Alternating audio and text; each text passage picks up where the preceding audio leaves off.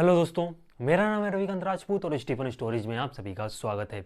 हमारी आज की कहानी का शीर्षक है बगुला भगत। तो एक वन प्रदेश में एक बड़ा सा तालाब था और उस तालाब में खाने का विभिन्न प्रकार का खाना था। और उस खाने के कारण ही वहाँ पर विभिन्न प्रकार के जीव रहते थे, जैसे कि मछलियाँ, पक्षी और केकड़े, तो केंचुए और कछुए सभी प्रकार के जीव रहते थे। तो उसी तालाब के पास में ही एक बगुला रहता था। और वो बगुला थोड़ा सा आलसी किस्म का बगुला था। उसे पानी में एक टांग पर खड़े रहकर मछलियाँ पकड़ने में, मछलियों का शिकार करने में बहुत ही मतलब झंझट लगता था। उसे बैठे बिठाए खाना चाहिए था, ये था। और उसकी आंखें भी थोड़ी सी कमज़ोर थी, तो पानी में एक टांग पर खड़े रहकर बस यही सोचता रहता था। ज़्यादा भूखा भी रहता था, मतलब ज़्यादा टाइम वो भूखा रहता था क्योंकि शिकार करना उसे अच्छा नहीं लगता था। और वो बस यही सोचता रहता था कैसे बैठे बिठाए जब बिना मेहनत के खाने का इंतजाम हो सके। तो ऐसे एक दिन उसे एक दिमाग में बहुत ही अच्छी तरकीब आई। तो उस तरकीब को आजमाने के लिए वो पानी एक दिन तालाब के किनारे गया, एक टांग पर खड़ा होकर आंसू बहाने लगा।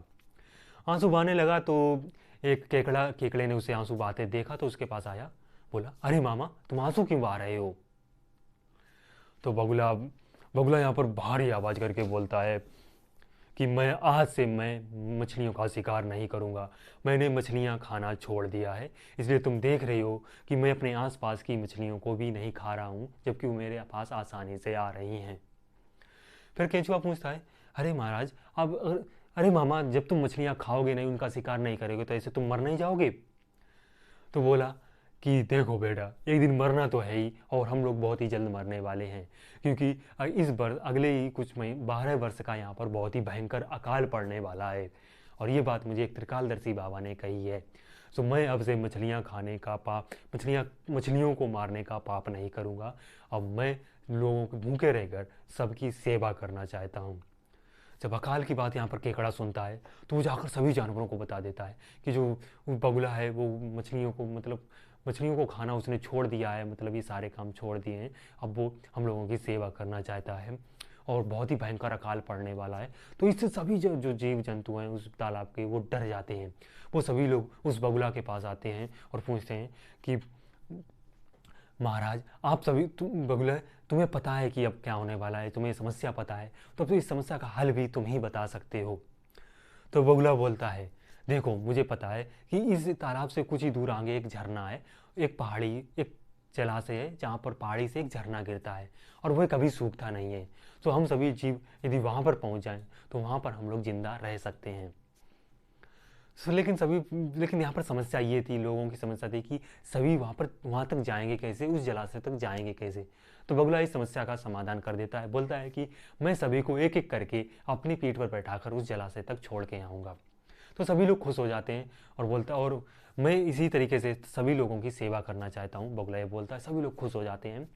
इस तरीके से बगुला स्टार्ट करता है, पहले जीव को अपनी पीठ पर बैठालता है, ले जाता है, लेकिन जलाशय तक नहीं, वो एक चट्टान पर जाता है। उस चट्टान पर पटक कर उसको मार देता है और वहीं पर बैठकर खाना खा लेता है। ऐसा क्रम चलने लगा। धीरे धीरे जलाशय में उनकी जानवरों की संख्या कम होने लगी और बगुला वहाँ पर लाता और चट्टान पर मार देता और उसे खा जा। कभी कभी बगुले को भूख ज़्यादा लगती तो वो दिन में 2 चक्कर भी लगा देता। और इस तरीके से जहाँ उस चट्टान के पास हड्डियों का ढेर लगने लगा। बगुला भी यहाँ पर सोचता था कि कितने मूर्ख लोग हैं इस दुनिया में। मुझ मेरी बातों पर विश्वास कर लिया, इस छोटी सी बातों पर विश्वास कर लिया। और मैं भी, और इन मूर्ख लोगों को आसानी से, मतलब थोड़ी छोटी छोटी बातों पर बेवकूफ़ बनाया जा सकता है और इनका फ़ायदा उठाया जा सकता है। ऐसे जब फिर कुछ दिनों के बाद केकड़े ने फिर बगुले से पूछा कि मामा, तुम सबको तो पहुंचा दे रहे हो, लेकिन मेरा नंबर कब आएगा? तो बगुला बोलता है, चल आज मैं तेरा ही नंबर लगा देता हूँ, तेरी बारी है। तो केकड़ा बगुले की पीठ पर बैठता है और उड़ता हुआ जाता है। जैसे वो चट्टान के पास पहुंचता है और केकड़ा उन हड्डियों के ढेर को देखता है तो वो पहला से थोड़ा सा सकबका जाता है और हकलाते हुए बोलता है, अरे मामा, अरे ये हड्डियों का ढेर यहाँ पर कैसा है और वो जलाशय कितनी दूर है? तो यहाँ पर जो बगुला होता है ठाका मारकर हा हा हा हंसता हुआ बोलता है, कैसा जलाशय, कैसी चट्टान, मतलब कैसा जलाशय, मैं तो सभी को यहीं पर मारकर खा जाता हूँ और आज तेरा नंबर है, आज मैं तुझे बड़े चाव से खाऊंगा। तो यहाँ पर जो केकड़ा है वो काफ़ी ज़्यादा डर जाता है, लेकिन वो हिम्मत नहीं हारता है। तो वो अपने हाथ से अपने हाथ को उठाता है, उसके हाथ में जो फांकें ऐसी होती हैं उससे वो बगुले की गर्दन को दबा देता है, और तब तक नहीं छोड़ता है जब तक बगुला अपना दम नहीं तोड़ देता है। और फिर बगुले की गर्दन को लेकर वो जलाशय में आता है, और उस बगुले की सारी सच्चाई को लोगों को, अपने जो तालाब के लोग होते हैं उन्हें बताता है।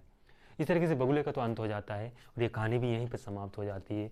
और इस कहानी से हमें शिक्षा मिलती है कि हमें ऐसे ही जल्दी से किसी की बातों पर विश्वास नहीं करना चाहिए, बिना सोचे समझे किसी की बातों पर विश्वास नहीं करना चाहिए। और दूसरी कहानी, इस कहानी से हमें दूसरी शिक्षा मिलती है कि सूझबूझ से और समझदारी से हर समस्या को हल कर सकते हैं, मतलब मुश्किल से मुश्किल घड़ी का भी सामना किया जा सकता है। तो कैसी लगी आज की स्टोरी, आप हमें कमेंट में बता सकते हैं। और ये थी हमारी 100 डेज 100 स्टोरी चैलेंज की स्टोरी नंबर 22। चलिए मिलते हैं कल की स्टोरी में, तब तक के लिए keep story telling practice. Bye.